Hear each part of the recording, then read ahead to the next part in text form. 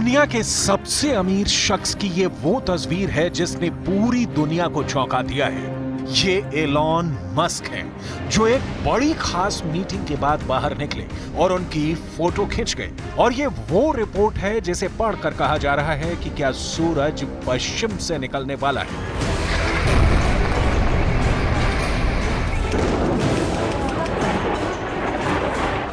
Gaza और Lebanon में minute दर minute बमबारी और वहां के परखच्चे उड़ते देखकर दुनिया ने उम्मीद छोड़ दी थी। जब मौत सिर्फ आंकड़ा बनकर रह जाए, तब अमेरिका में कुछ ऐसा हुआ कि इजरायल को बहुत बड़ा झटका लग सकता है। न्यूयॉर्क टाइम्स ने एक रिपोर्ट छापकर बड़ा इशारा कर दिया है। न्यूयॉर्क टाइम्स की रिपोर्ट है कि एलॉन मस्क ईरान के संयुक्त राष्ट्र के राजदूत से मिले हैं। ये मीटिंग न्यूयॉर्क में हुई है और दोनों के बीच ईरान और अमेरिका के तनाव को कम करने पर बात हुई है।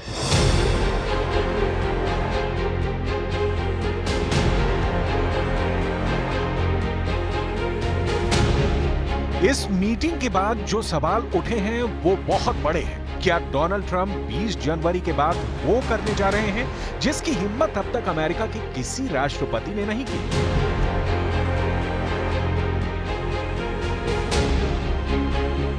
क्या डोनाल्ड ट्रंप और ईरान के सुप्रीम लीडर अली खामनेई की मीटिंग हो सकती है? क्या डोनाल्ड ट्रंप वो कर सकते हैं जिसके बारे में दुनिया ने कभी सोचा भी नहीं था? ठीक उसी तरह जैसे डोनाल्ड ट्रंप ने उत्तर कोरिया के लीडर किम जोंग उन से मुलाकात की थी। क्या इसी मीटिंग की तरह डोनाल्ड ट्रंप और अली खामनेई के बीच मुलाकात हो सकती है? एलॉन मस्क की पहल पर ऐसा क्या हो सकता है? क्या गाजा में बम फटना बंद हो जाएंगे? क्या लेबनान में तबाही रुक जाएगी? क्या दक्षिण लेबनान से इजरायल की फौज वापस लौटेगी?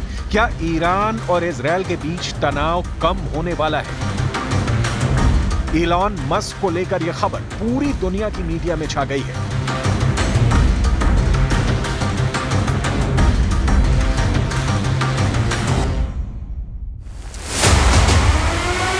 ब्रिटेन के मीडिया ने खबर सबसे ऊपर रखी है। जर्मनी की मीडिया में यह हेडलाइन है। अमेरिका की मीडिया में यही खबर छाई हुई है। अरब मीडिया में भी बताया गया कि ईरान और मस्क में बात हुई है। तुर्की की मीडिया में भी यही हेडलाइन है। ईरान की मीडिया ने भी यही माना है कि ऐसी रिपोर्ट है। लेकिन सबसे ज्यादा चौंका है इजरायल का मीडिया, क्योंकि ईरान और अमेरिका की डील उसके गले नहीं उतरेगी।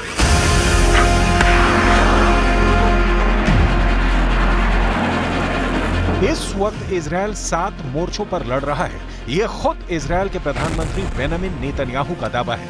क्या नेतन्याहू इस मीटिंग के बारे में जानते हैं? क्या नेतन्याहू चाहेंगे कि ईरान और अमेरिका के बीच सब कुछ सामान्य हो जाए?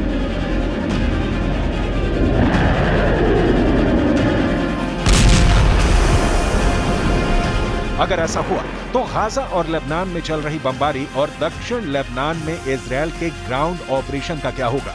1 अक्टूबर को इजरायल ने दक्षिण लेबनान में अपनी सेना को कूच करने का ऑर्डर दिया था, लेकिन अब तक दिन रात ऑपरेशन चलने के बावजूद उसे हिजबुल्लाह के कुछ अड्डों को उड़ाने के अलावा कोई बड़ी कामयाबी हाथ नहीं लगी है।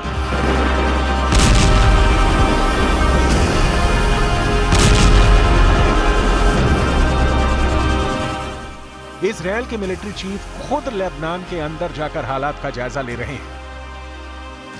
אנחנו תוקפים בעומק ואנחנו תוקפים הרבה מאוד בסוריה ובגבול סוריה-לבנון כדי שלא ייכנס לחיזבאללה האמל"ח. תיאור של המרחב הזה הוא ייתן לנו את תנאי הבסיס מפה לעשות את הדברים הנכונים כדי שבאמת בעמק למטה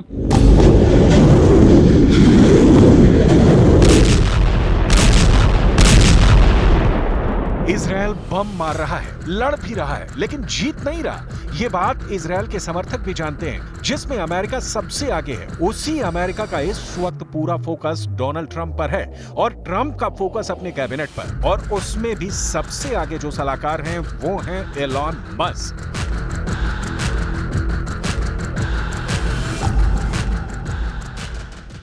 His name is Elon Musk. He saved free speech. He created so many different great things. Where is he? Come on up here, Elon. He created the first major American car company in generations, and his rocket company is the only reason we can now send American astronauts into space. Come here. Take over, Elon. Yes, take over.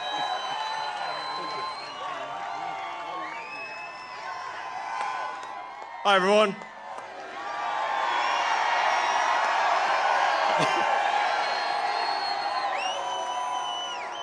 As you can see, I'm not just MAGA, I'm dark MAGA.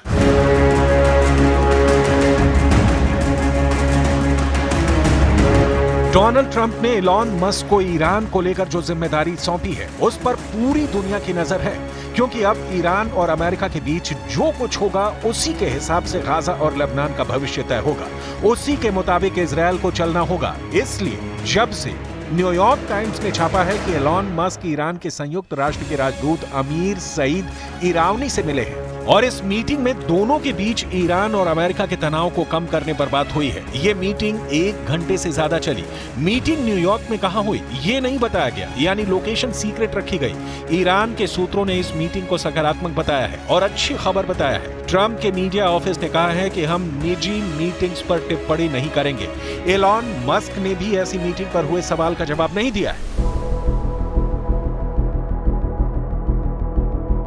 लेकिन 1 घंटे से ज्यादा चली इस मुलाकात को लेकर Tehran से लेकर वॉशिंगटन डीसी में बहुत ज्यादा हलचल है। वैसे इस हलचल से ज्यादा तूफान तेल अवीव में इंतजार कर रहा है, क्योंकि नेतन्याहू को इस मीटिंग की उम्मीद थी। यह कहना ज्यादती हो जाएगी, इसलिए सवाल उठ रहा है कि क्या आगे डोनाल्ड ट्रंप और ईरान के सुप्रीम लीडर अली खामनेई की मीटिंग हो सकती है? क्या एलॉन मस्क और यूएन में ईरान के राजदूत की मीटिंग ट्रंप और खामनेई की मुलाकात की तरफ पहला कदम है? ठीक उसी तरह जैसे डोनाल्ड ट्रंप ने उत्तर कोरिया के लीडर किम जोंग उन से मुलाकात की थी, क्या इसी मीटिंग की तरह डोनाल्ड ट्रंप और अली खामनेई के बीच मुलाकात हो सकती है?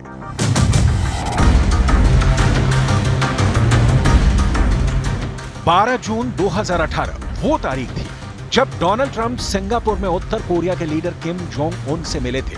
उत्तर कोरिया के लगातार मिसाइल हमलों वाले उकसावे के बीच अमेरिका और उत्तर कोरिया के बीच इस मुलाकात से वो बर्फ पिघली थी जो दशकों से वॉशिंगटन डीसी और प्योंगयांग के बीच जमी हुई थी। इस मुलाकात के 1 साल बाद ट्रंप और किम जोंग उन उत्तर कोरिया और दक्षिण कोरिया के बॉर्डर पर मिले। इस मुलाकात ने भी साबित किया कि अमेरिका और उत्तर कोरिया के बीच हालात बेहतर हो सकते हैं और दुनिया ने ऐसा होता हुआ भी देखा। अब सवाल है कि क्या जिस तरह डोनाल्ड ट्रंप और किम जोंग उन के हाथ मिले, क्या उसी तरह ट्रंप और खामेनेई के हाथ एक दूसरे की तरफ बढ़ सकते हैं और दोनों हाथ मिला सकते हैं? इन दोनों तस्वीरों की तुलना कीजिए और समझिए कि क्या 2018 और 2019 में जो दुनिया ने देखा, क्या 2025 में वैसा मुमकिन है? क्योंकि डिप्लोमेसी वाली डील बहुत सी दुश्मनी को खत्म कर सकती है। ऐसे दुनिया पहले भी देख चुकी है। ईरान और सऊदी अरब के रिश्ते सुधर चुके हैं। इजरायल और अरब देशों के बीच अब्राहम अकॉर्ड्स हो चुके हैं। इसलिए ट्रंप की डील ईरान और अमेरिका के बीच भी कुछ सकारात्मक कर सकती है। लेकिन क्या ईरान ट्रंप पर पूरी तरह यकीन करेगा? क्योंकि अमेरिका को तो ईरान शैतान की हुकूमत कहता आया है।